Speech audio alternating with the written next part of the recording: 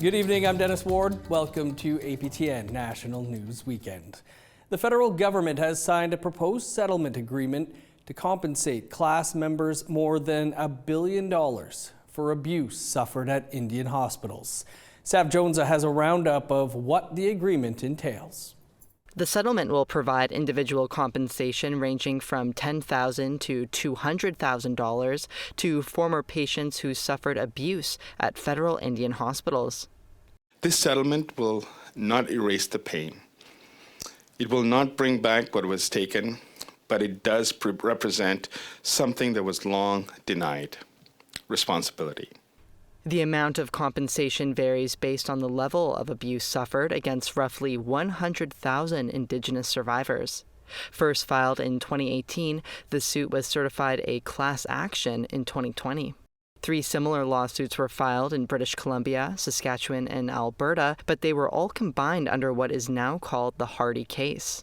From 1936 to 1981, the federal government operated 33 hospitals as tuberculosis treatment centers. However, it quickly became a tool of segregation. Many Indigenous patients were forced to stay for months or even years, as I heard this morning, enduring mistreatment, neglect, and abuse. For many, these hospitals were the site of some of the most painful and personal experiences of their life. Memories that they rather forget, but they carry with them each and every day. It took 5 years for the parties to negotiate the proposed settlement.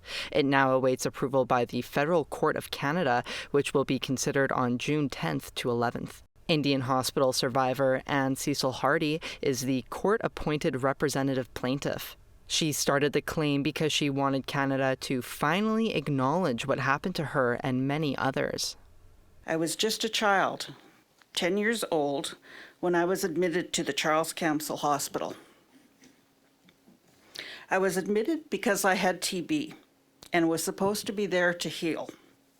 But instead, I experienced fear, isolation, and trauma that has stayed with me for decades. Hardy, who is Métis, says she felt alone while she experienced and witnessed sexual and other abuses against patients while held in the hospital. I left the hospital physically, emotionally, and psychologically battered. The abuse I suffered and witnessed changed the entire course of my life. An additional $150 million will go to supporting healing, reconciliation, and commemoration. $235.5 million will go to supporting research, education, and preservation of the facilities.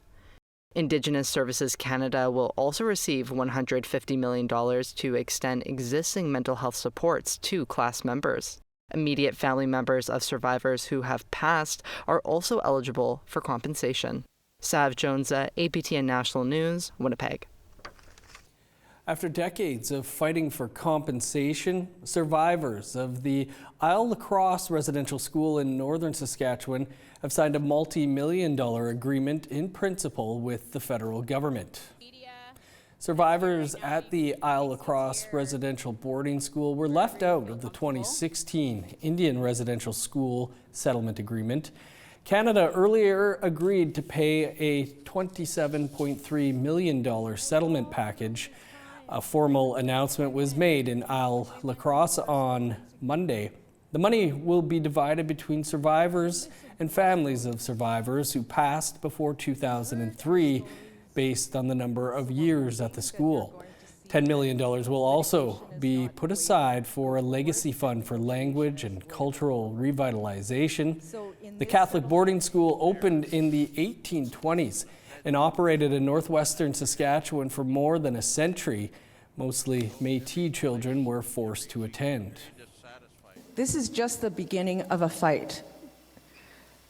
We've won this battle, but we haven't quite won the war. So with this settlement with Canada, it's exciting. But we still have a lawsuit against the Saskatchewan government. And we will continue with that. And they need to come to the table. A groundbreaking ceremony took place on Wednesday on the site of the future Mercury Care Home in Grassy Narrows First Nation in Ontario. The deal to build the facility was made 5 years ago, following decades of activism by members and their supporters. APTN Sierra Bettens has the story. In July 2014, former Grassy Narrows Chief and Treaty 3 Grand Chief Steve Fobister went on a hunger strike at Queen's Park in Toronto. He did it to draw attention to the devastating impact of mercury poisoning in his community. He was a fighter for mercury justice. Despite his health, he went on a hunger strike on Parliament to get attention on behalf of the people. In October 2018, Fobister died at 66 after a long battle with mercury poisoning complications. But his fight for justice lives on. On Wednesday, members of the Grassy Narrows First Nation and government officials gathered for the groundbreaking ceremony for a future Mercury Care Home in his name. His daughters, Emily and Sherry Fobister, were there to honor his memory. On behalf of the Fobister family and the people of Grassy Narrows, who my dad worked his life to defend and fight for, we say Chimikwich for honoring my dad by naming the Mercury Home after him. In the 1960s and 70s, the Dryden paper mill dumped about 9 tons of mercury into the English Wabigoon River system upstream of Grassy Narrows. Today, more than 90% of people in the community experience symptoms of mercury poisoning. The care facility will be home to 22 mercury patients and provide specialized treatment for community members. The federal government has committed $82 million to capital costs and $68.9 million to the operational costs of the care home. At the groundbreaking ceremony, Indigenous Services Minister Patty Haiju acknowledged what it took to get there. This isn't the benevolence of the federal government sweeping in and saying, we'll do the right thing. This is generations of people fighting for this. After the ceremony, the community gathered for drumming and a feast. Members like former Chief Raphael Fobister shared how mercury poisoning has impacted their lives. Because of mercury, my brain is damaged, but I still remember the old days. I still remember when I helped to develop the mercury, the position paper for the mercury compensation. In September 2014, thousands rallied in Toronto demanding member compensation, an end to industrial threats, and mercury remediation in Grassy Narrows. When asked if the federal government plans to compensate members, Haiju said that's Ontario's responsibility. Actually, there's a Ontario legislation and mercury compensation board that's fully run, and Ontario is responsible for that compensation board. I did tell Council and Chief today that we would advocate with them that Ontario comes to the table. Members like Carla Cocopanans spoke about the pain of being disconnected from family who were forced to relocate to urban centres for care. They often share stories of loneliness and missing their families, friends, and loved ones. I will be happy when we can bring our elders home to be reunited with their families. The anticipated completion date for the care facility is summer 2027. And when the doors open, some of those relatives will be welcomed home. Sierra Bettens, APTN National News, Grassy Narrows. The interim leader of the Manitoba Progressive Conservatives was apologizing to the families of Morgan Harris and Mercedes Myron this week. While in power, the PCs initially refused to search a privately owned landfill just north of Winnipeg. This comes on the heels of potential remains being found last week. With more, here's T.R. Wheatley. The search inside the Prairie Green landfill for the remains of Morgan Harris and Mercedes Myron continues while the RCMP and the province's chief medical examiner work to identify the possible remains that were found here. All the while, people in this province continue to process the information, including the former Manitoba government, who initially refused to search the landfill. Our government erred. It's as simple as that. In session, the interim Progressive Conservative leader Wayne Iwasco said his party acted without empathy and lost its way in providing closure to the families. I offer today our unconditional apology to the families. Rebecca Contois, Harris, Myron, and yet to be identified Buffalo woman were all brutally murdered by Jeremy Skibitsky in spring 2022. Last August, he was sentenced to life in prison with no chance of parole for 25 years. Court revealed Harris and Myron ended up in the Prairie Green. In 2023, a provincial election campaign for the PC government focused on political ads standing firm against the search, with former Premier Heather Stephenson saying it was too costly and too dangerous. We will, as L. Harris requested, be better as a party. That's my mom in there. Morgan's youngest daughter, Elle Harris, gave a gut-wrenching speech the day after possible remains were found, boldly challenging the previous government, the city of Winnipeg and its police, along with naysaying Manitobans. To every one of you that didn't believe in us, do better. With the PC apology, Cambria Harris, Morgan's oldest, took to social media on Wednesday, talking about the emotional turmoil her family is still facing. To the point where it made others comfortable to come out and spew full-on white supremacy and racist comments. Even saying this latest move is the party wanting to save face. Why are you apologizing publicly when you had a chance to mediate and meet with my family privately on numerous occasions? So unless your actions want to prove me otherwise, anything that you are saying right now is mere words. And that is all I have been served the last 2 years from all levels of government. In December, after a 2-year fight by the families, the physical search began and is being led by the current NDP government. In session, Premier Wab Kinew taking the chance to also share words with the PCs. The project of searching the landfill was always feasible, was always something that could have been undertaken by a government with compassion. The PCs weren't the only ones to refuse to help to get the search going. The Winnipeg police also said no and have not apologized. However, in a statement late last week, the acting police chief said, quote, "Our thoughts go out to the families who are awaiting word on their missing loved ones," unquote. Meanwhile, the results of the identity aren't expected until later this month. Tiara Wheatley, APTN National News, Winnipeg. A Mi'kmaq community says it's being left out of talks on tariffs. We'll bring you that story and more after the break.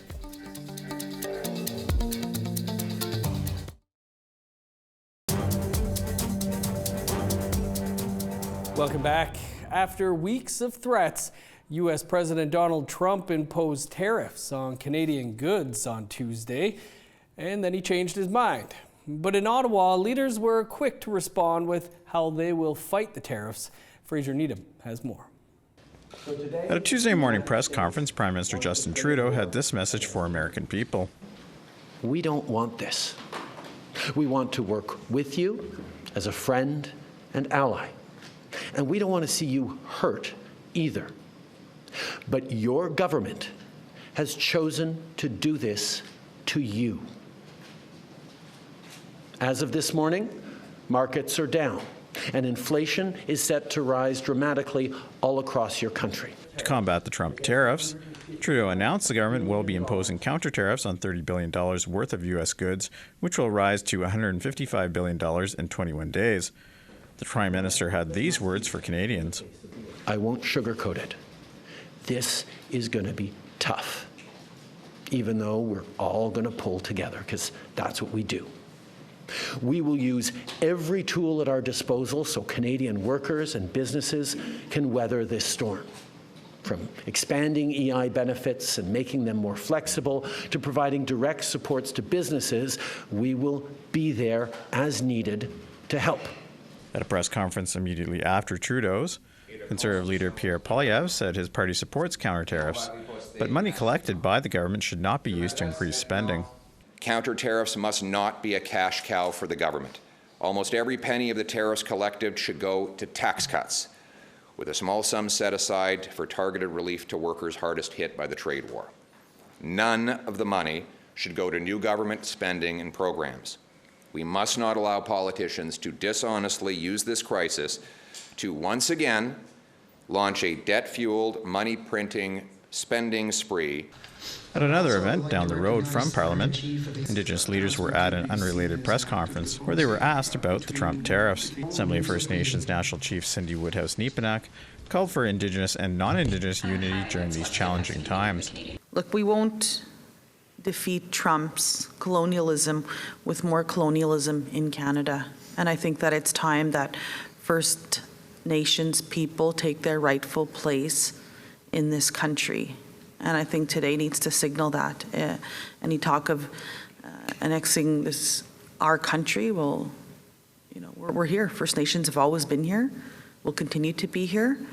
And, Canada is on First Nations land. Fraser Needham, APTN National News, Ottawa. Now to Listigouche, where, like many, they're facing uncertainty. As Savannah Craig reports, the community says it's being left out of conversations with the Quebec and federal government to address these tariffs. American President Donald Trump has finally delivered on his threats. 25% on Canada and 25% on Mexico. He says he's punishing both countries, but these tariffs have hit First Nations as well. The impacts it has right now is the uncertainty because the majority of the seafood that we harvest is sold, eventually transformed, processed, and then sold to the U.S. markets. Denny Isaac is the Associate Director of Natural Resources for the Listigouche Mi'kmaq government. He says Listigouche exports between 80 to 90% of their snow crab to the United States. Isaac says its economy is going to be heavily impacted. Snow crab depends on the season and the price and the stock, can bring in upwards to, could be $5 to $10 million annually. So quite important to the community because these revenues are outside of any type of government programming that comes from Indigenous Services Canada, and these are usually used to support community projects that ISC wouldn't support. With uncertainty of how long these tariffs will be in place, it's possible the community may need to look for new sources of revenue. We're kind of stuck right now, but I think moving forward, I think we need to start finding new markets and become a little more independent. Isaac says neither the Quebec or the Canadian governments have reached out to offer ways to work together on how to respond to Trump's tariffs. Few changes in the agenda for today. The Assembly of First Nations of Quebec and Labrador says it's also been left out of these discussions. I think the relationship between Canada and US is changing. And this is going to have an impact on our First Nation, that's for sure, and obviously on our land. So that's why we need to be there at the table. The AFN-QL's newly elected regional chief, Francis Verreau-Paul, says First Nations need to be included in decision-making. More than ever, we need to be united on different fronts. In a press conference held in Montreal, APTN News asked Federal Environment Minister Stephen Guilbeault why the AFN, QL, and Listigouche aren't part of any tariff talks. Things are going very rapidly, but I'm confident that the federal government will reach out in the near future to the various nations and national Indigenous organizations. While there are concerns about the long-term impacts of these tariffs, Isaac says he welcomes building cross-border relationships with Indigenous communities. We don't have borders when the Mi'kmaq have, under the Jay Treaty, we can freely cross the border, and we have, dual citizenship between U.S. and Canada. And so we're hoping that we can, find new partners and hopefully maybe it'll create new markets with our Indigenous brothers and sisters in the United States and their homelands and their territories. Until then, Listigouche is waiting to see how much of an impact Trump's tariffs will have on its economy.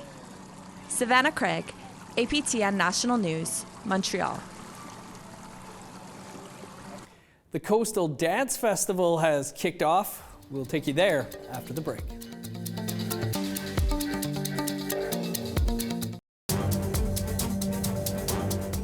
Welcome back. The 18th annual Coastal Dance Festival began in Vancouver, and over the next week, Indigenous dance groups from around the world will be performing.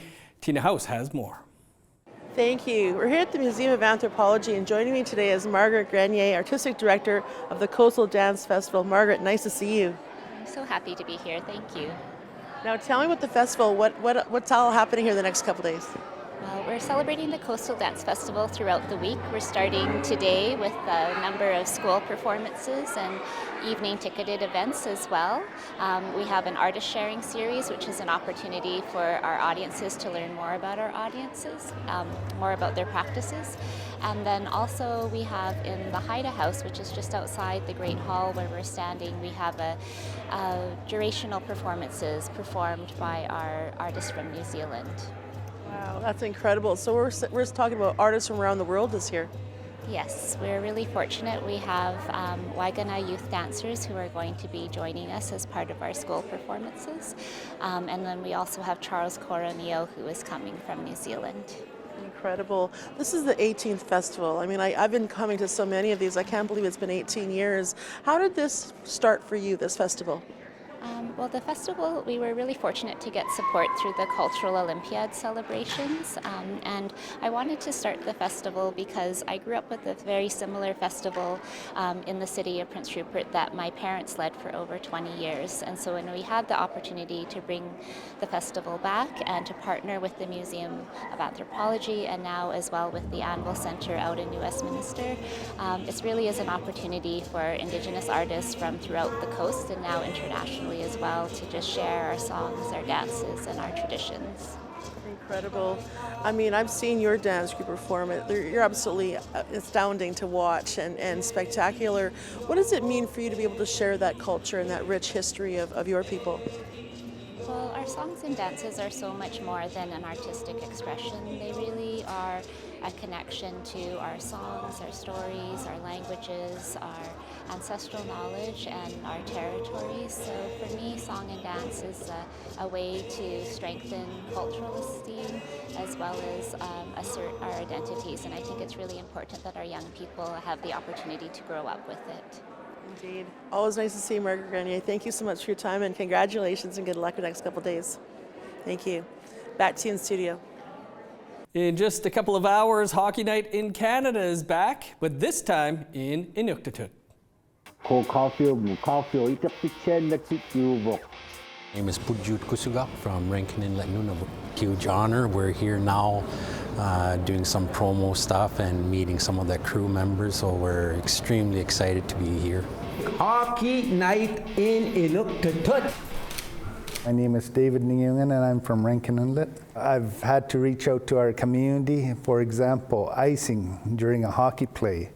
I didn't have a word for it, and one of our local Inuit suggested sipkutiyo. Big smiles. My name is Robert Cabito. I'm from Rankin Inlet. I want to be on that team so I can speak that language fully during Hockey Night in Canada. Myself and I'm going to use my dad, who's watched hockey all his life and he's 86 years old, but he doesn't understand English. I wish that I was behind him so I can see his face reaction. Get ready because the puck drops here. On March 8th, we're doing the Edmonton versus Dallas Stars. March 22 is the second game, which is Ottawa Senators versus the New Jersey Devils. On April 12, which is the Montreal Canadiens versus the Toronto Maple Leafs. Exciting stuff. The game is tonight at 10 p.m. Eastern Time. We're all out of time. I'm Dennis Ward. Marcy McGuitch, thanks for being with us. Enjoy the game and the rest of your weekend.